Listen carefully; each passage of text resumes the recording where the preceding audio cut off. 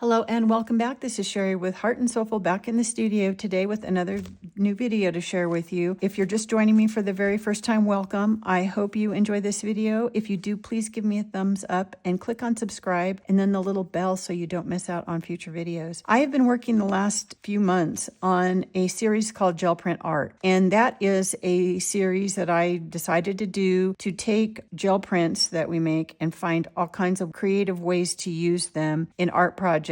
At the beginning of that series, I did a gel print session and used my own handmade stencils for all of the gel prints. And then I created a digital download of my favorite prints and put them in my Etsy shops so that for those people who wanted to participate and do the projects that I was creating, they did not have to maybe create their own gel prints. They could just print them out at home. So since then, I had several requests from people asking if I sold my stencils in my Etsy shop. And I had not done that. I designed and created all of these and just cut them for my own use. Since I started doing that, I do get requests occasionally for my stencils. Then I also had a request if I might consider selling the SVG files that you can use to cut the stencils yourself if you have a cutting machine. I've kind of gone back and forth about all of that because, for one, I had never tried to put a package like that together to sell on Etsy, and it ended up actually being a lot more work than I thought it was going to be. But now I have it kind of figured out, so I will probably be doing at least one more bundle. I'm going to give this a try and see how it goes. I never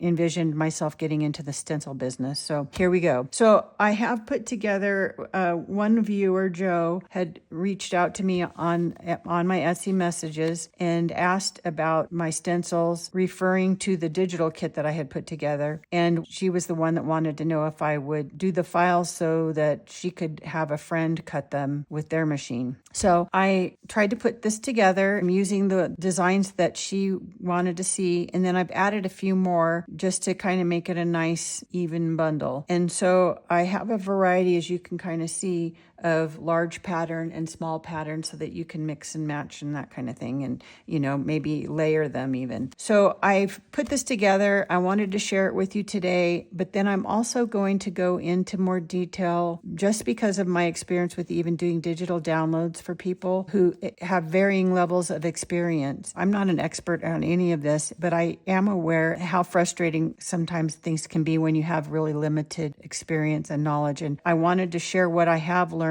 to hopefully make things less frustrating for you. So I want to go through and I'm going to even pull out my computer and show you what it actually looks like when you download these and how to upload them to your cutting software. Now, I'm using a Cricut Maker. It's an older version, and I'm also working on an Apple computer. I have an iPad. Those are what I use to create my stencils, and then, to work with them to get things listed, do my downloads, all that sort of thing. So you're going to maybe have a PC, a little bit different, and I'm not going to be able to answer questions about that. So hopefully you'll be able to kind of follow along and know enough about your own computer to make all this work. Same with your cutting machine. You may have a different brand, a different kind of cutting machine, but they all have their own software that works with the machine. And so the SVG file is the file that you will be uploading into your software to cut your stencil. And I think across the board, as far as I know, they will all accept that kind of file, but I could be wrong. So you want to just make sure before you make a purchase that your machine, if that's the right type of file for you to upload to be able to cut your stencil. So when I put this together, I actually went through as if I was the person purchasing it, and I wanted to make sure that each and every design was working well, nice, smooth, crisp cuts, all of that. So I have actually cut all 18 of these designs, and so I have the listing for this bundle of SVG stencil designs. I'm also including a PNG file for each of them so that if you wanted to print it out just to have as a reference to see the design, I don't know how you store yours, but I store mine in a binder, and so that you would be able to do that. So when you go to the Etsy listing for the SVG file bundle, you're going to see this. And so it shows you all the designs. And then when you scroll through the pictures, you can see them. I did 2 at a time so that you can kind of see the designs larger. When I did these files, there are 2 types of stencil. I'm going to call them stencils and masks that I do, and I'll share with you why I do them that way so that you'll understand what the sizes are. When you upload these into your software for your cutting machine, you can adjust the size if you want. So just be aware that if it's a small design and you shrink it down, they're going to be little tiny pieces and may not really work very well. Okay, so I have the 18 designs that I'll go through. And then I also have in the description in the Etsy listing, the angel policy, which is basically your terms of use. So this is just intended to protect my intellectual property rights because these are all designs that I created. And so it states that you are allowed to create and sell handmade items using the stencils or masks. So that means that items created for resale must be items made by you, handmade by you, and then you can use the stencils or masks to create the products, but you cannot mass produce those items or sell to a manufacturer, that kind of thing. So you're not allowed to reproduce or sell the physical stencils. So if you're purchasing the SVG bundle, you cannot sell the SVG files to someone else or give them to someone else, and you cannot cut the stencils and then sell the stencils. So this is not a license to do that. So it's really just intended for you to use these stencils to create your projects that then you can sell at like a craft fair or something like that. Okay, so that's the angel policy. And then I'm going to go through each design here. These are the ones that I cut to just show you as proof that these files are all clean and good and they cut nice stencils. So if you are going to purchase the actual cut stencil, I have a listing in Etsy for each of these individually. They're not sold as a bundle. So if you buy a stencil, you're buying one stencil. If you're buying the SVG files, you're buying all 18 designs. Okay, so they'll come in a little plastic sleeve and there's a cover sheet. Now this is not the exact size. This is just so that you can see a picture of what the design looks like printed out. The actual size for ones that are stencils that have this rectangular border are 8 1/4 by 10 3/4, which sounds like an odd size, but the reason I did that is because I like to store mine in a binder in those clear plastic protector sheets. And if I cut an 8 1/2 by 11, it makes it harder to put in and out of those protector sheets. So I made it just a tiny bit smaller. The design itself, which is all the little white you see, is 8 by 10. And I made them 8 by 10 because I work mostly on an 8 by 10 gel plate, and that way my design goes all the way to the edge without necessarily this rectangular part. The other ones that I do are the masks, and let me find one here. This would be a mask, and the masks are 8 by 10. The reason I do that again is so that the design goes all the way to the edge of my 8 by 10 gel plate, and this way if I'm working on a 9 by 12, I can turn this way and do 2 and fill up my whole plate with 2 different designs. So those are the 2 types and the sizes and why I make them that way. So let me go through these real quick here, and I'm going to put them on this so you can kind of see what they look like, except for this one that is in its packaging. But you can see that the actual design is much larger. It's the 8 1/4 by 10 3/4. So we have that one. Lots of circles. I love working with circles. So these are just an 1 3/4 sized circle grid. So you can see the picture here is smaller, but the actual stencil is the 1 3/4 size circle. And then I have a 1 circle grid. Same thing, 1 size circles. And in the next bundle, I do have ones where they're staggered and not in a grid, and those will probably end up in the next bundle. And then this is a 1/2 circle grid. This is one of my favorites, great for layering. And then I have a Rex grid, which is rectangular grids. And then this one is called Right on Target. This one is for the bees. It's just a simple honeycomb shape. This one is hexes and O's. And this one's a mask. It does not have the frame. This is a stencil. And this one is called Circle Tile Pattern. And this one is Gridiron. Again, this one's a mask. This one's Quatre Fleurs stencil. and Lafayette.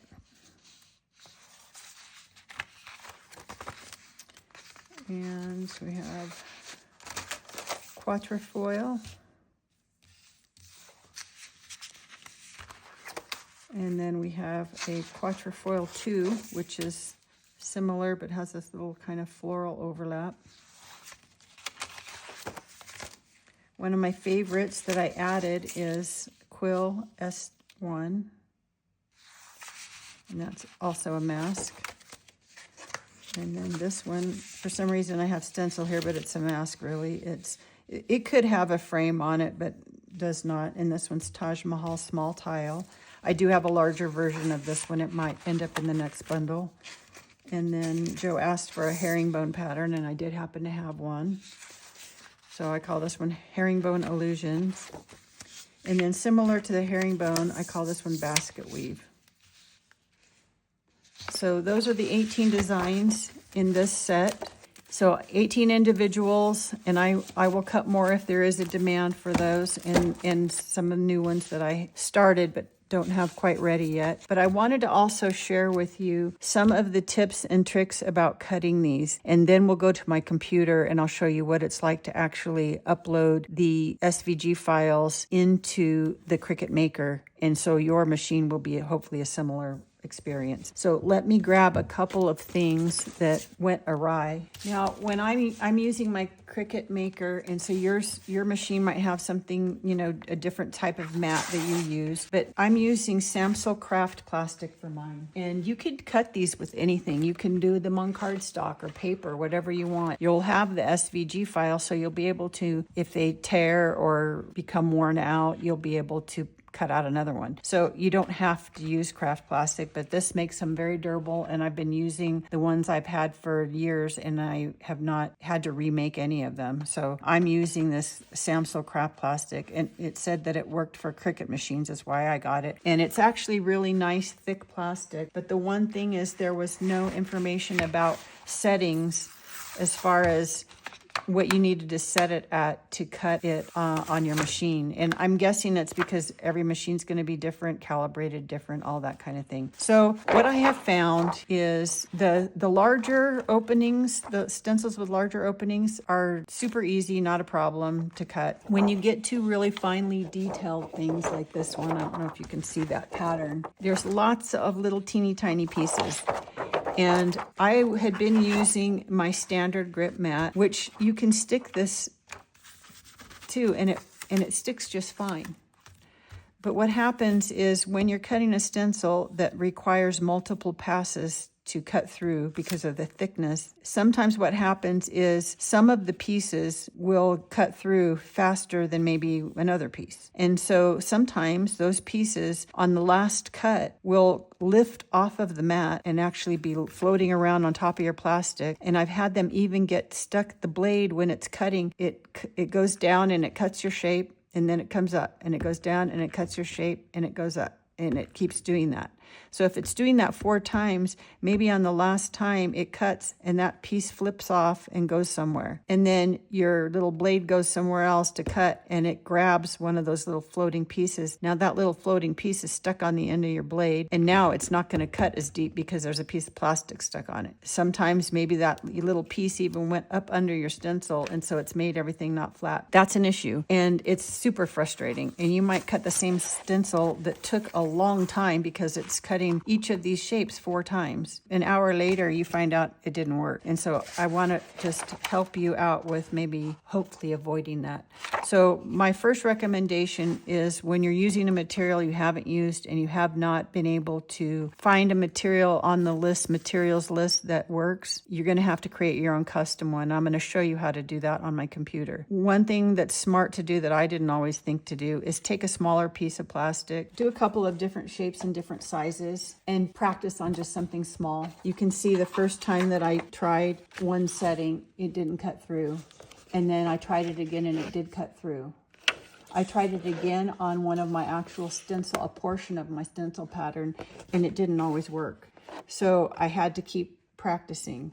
So I would, recommend do use some scrap of something until you kind of figure out your settings. Okay, so one thing that I thought of, well, how am I going to solve this problem? Because these things are popping off but I have to cut it that many times to get it through my plastic.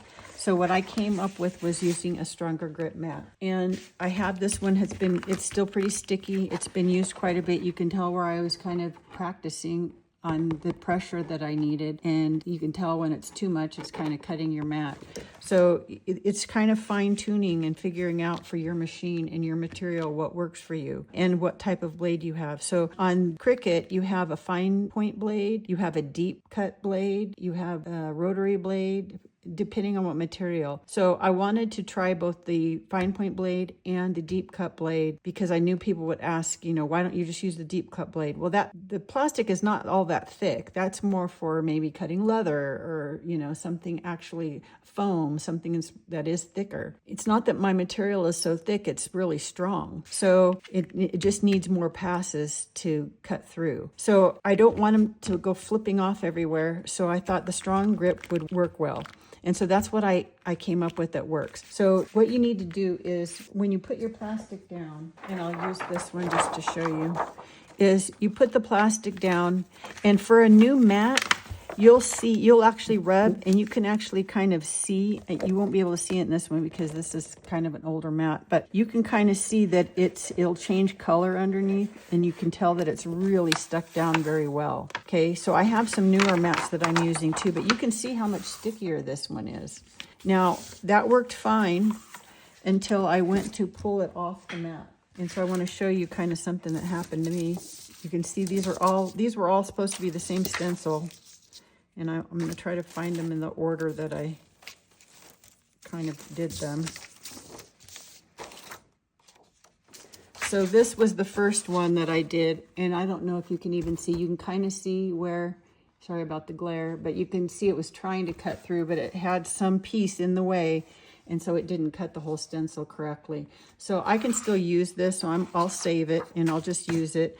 But you can see how many times that I had to try. This time was a little bit better, but I still have lots of cells that didn't cut through. And then I used the stronger grip mat. Not on that one. On this one. I used the stronger grip mat. But then when I went to pull it off the mat, it was so stuck down that I actually tore some of these. You can see how skinny these are. I tore some of these. And so my solution was just to take a little pair of scissors, and I can go and cut any of these that I want.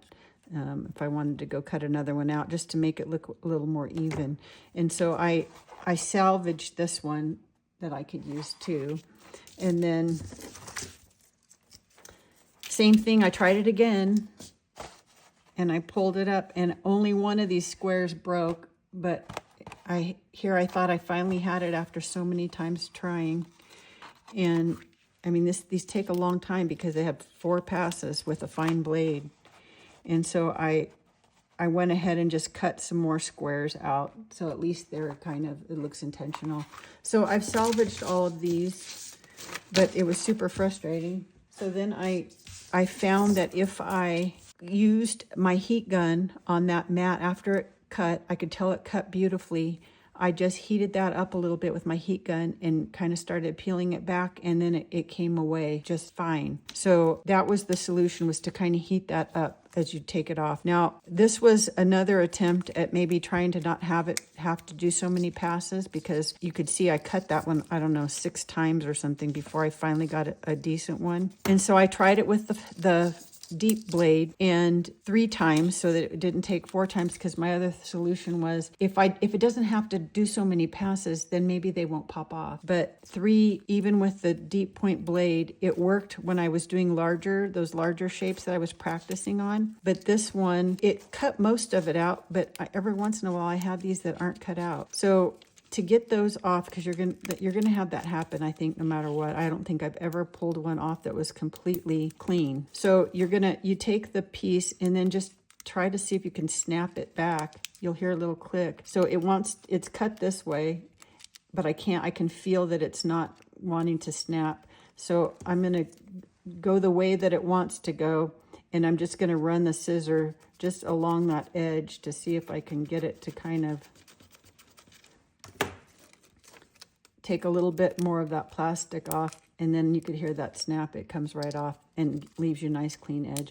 So doing these, it makes me want to invest in a laser cutter, but I've never used that either. So then that's another whole learning curve. But anyway, so if you have a cutting machine, I just kind of wanted to share with you my experiences so that you don't, maybe there's some tips that can help you and you won't be so frustrated like I was. So that is this part of it. Now I'm going to go over to my computer and we'll finish this up and go from there. Okay, so here I am on my computer, and you can see here I have the 2 file folders. These would be the file folders that you're going to download from Etsy once you've made your purchase of the digital downloads. So in this file, these are the PNG files, so that I decided to include those in case you wanted to print them out for reference, just to have to store or keep a reference of what you have in Stencils. And then this is the actual SVG files that you're going to use to upload to your software that you use for your cutting machine. So every cutting machine is going to be different, but they're going to have their own software that they use. Again, I'm using a Cricut Maker, so mine is Cricut Design Space that I'll be using.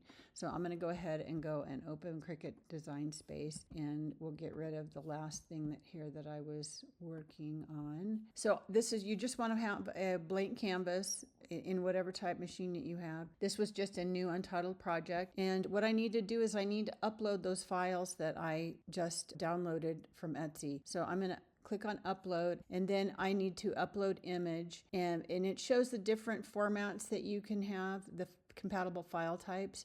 We're going to be using the SVG file because we won't need to do any editing or anything to it. So I'm going to click on upload image. Now you can do this one of 2 ways. You can just drag the file there by, picking one and then just drag it over.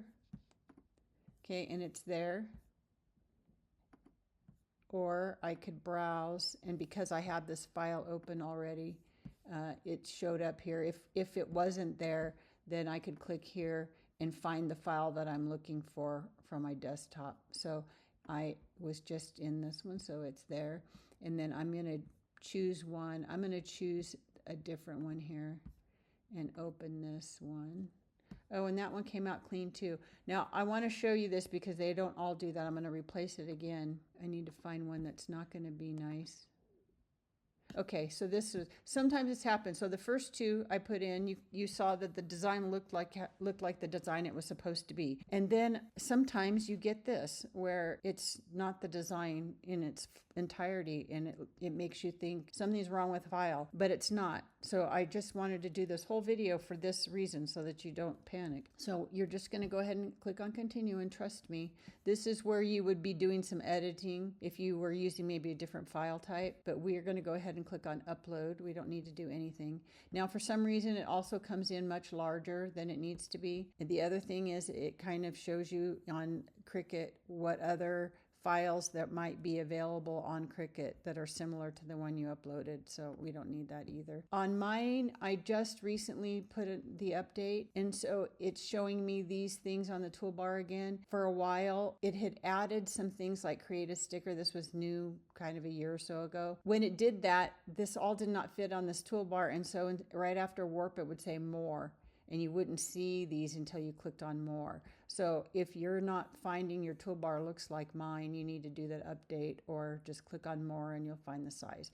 So we're going to go ahead and change the size. Now because this one has the frame, I want it to be 8.25, and then I click over and you can see that's a little larger than it's supposed to be. So I'm going to unlock that, and then I'm just going to put 0.75, and then I'll relock that.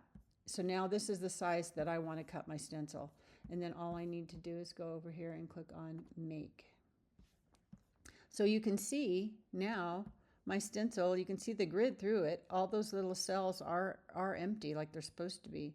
So I don't know why it does that, why it makes the design look weird, but if you get all the way to here, you'll find out that it's fine. So this is just showing me what it's going to look like on my mat. I'm going to go ahead and click on continue, and it's going to connect me to my Cricut Maker, and I'm doing this through Bluetooth, so it takes just a minute. Okay, so once get here, you need to set your base material. And this is what I wanted to show you also, is how to create your own material if you don't already know how to do this. So again, if you're on a different type of machine, it will be different. But for Cricut Maker, they're preloaded with lots of different materials. And even within Cricut, their suite of machines, some cut more things than others. So your list might look different than mine. My machine is older, but I think it was one that cut all the things. So I was not able to find the plastic that I use to cut through. I couldn't find one that was just the right formula. So I wanted to create my own, and I've created two here. I have Stencil craft plastic, and then I have craft plastic. And these were just, this is the one that I use with my fine point blade, and this one is used with the deep point blade. So I have both. They're set actually very similar. This one is 4 passes, and this one is 3 passes.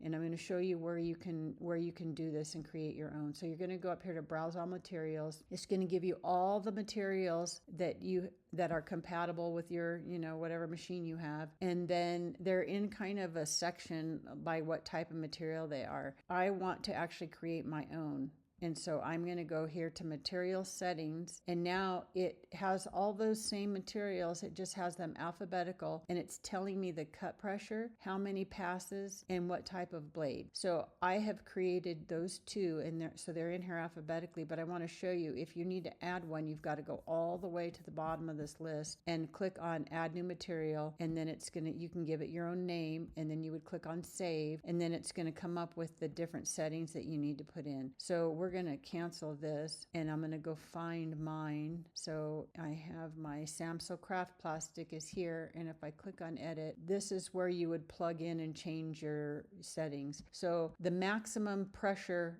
for a fine point blade is 350. You can have it be less, but I needed it to be all the way up. This is where you would change to a deep point blade if that's what you wanted. And then here is where you tell it how many passes. Off is 1 pass, and then you can put up to 9 passes. So I have this one set at 4 for my fine blade, and then I'm going to cancel that because I didn't change anything. And then if I go up here to my craft plastic, you'll see I have it set at 350 3 times with a deep point blade. So depending on what kind of blade you have, maybe you have both, you can make the choice which one you want to use. So you would just do that, and then once you have that set in there, you just going to click on done. And so now, and I favorited those, so they're always up here. I don't have to go looking for them anymore. So you can kind of figure out what works for you. Then the next thing, you're going to click on what material you want, and then load the right blade. And then I like to click on fast mode. And this is not highlighted because I need to go press this little button on my machine. But once I've done that, then I can press go, and I'm off and cutting. So that's it. I wanted to share those tips and tricks with you in case you have not cut stencils before, and hopefully this will be less frustrating than if you do. I hope you do give it a try. Again, you can cut on any kind of material that you want. So that's it for me today. I hope you give it a try. If you have any questions, if I forgot to cover something, please let me know in the comments. And if you have any tips or tricks that I missed, then also leave those in the comments for others. I'm sure would find them helpful. So that is it for me today. Have a great rest of your day. Now go make something. Bye.